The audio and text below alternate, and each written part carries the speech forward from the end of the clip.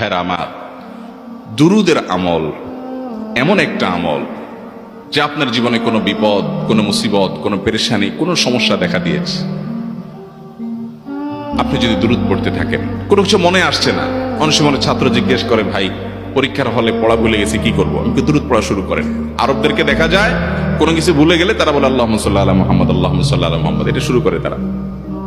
কারণ নবী করিম সাল্লাল্লাহু আলাইহি সাল্লাম এর হাদিস থেকে স্পষ্টভাবে, একটি নয় বহু হাদিস থেকে প্রমাণিত, যে ব্যক্তি দুরূদটা নিয়মিত পাঠ করবে, সালাত আলান নবীটাকে যে ব্যক্তি আঁকড়ে ধরবে, সব সময় তার মুখ থেকে সালাত সালাত সালাম চলতে থাকে, এই ব্যক্তির সকল গুনাহ আল্লাহ মাফ করে দিবেন, সকল পেরেশানি আল্লাহ তাআলা মুক্ত করে দিবেন।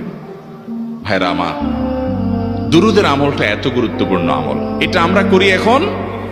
অনেকে আছেন যে আনুষ্ঠানিকতা যখন থাকে দুরুদের, মিলাদের, তখন একটু সালাত আলান নবী যেভাবে করেন করেন, আর বাকি অনেকে আছেন যেগুলো করারও কোনো খোঁজ খবর নাই।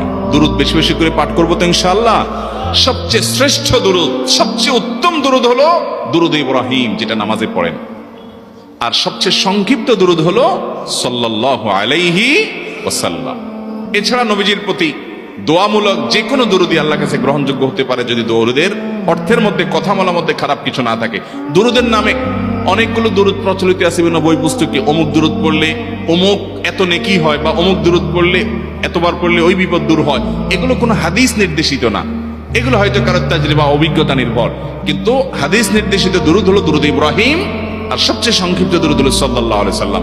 অর্থের ভিতরে যদি খারাপ কিছু, শিরকের কিছু না থাকে, নবীকে আবার আল্লাহর পর্যায়ে পৌঁছানোর মতো গুমরাহি যদি না থাকে দুরুদের অর্থের মধ্যে, তাহলে যে কোনো দুরুদই আপনি আল্লাহর কাছে পেশ করতে পারেন।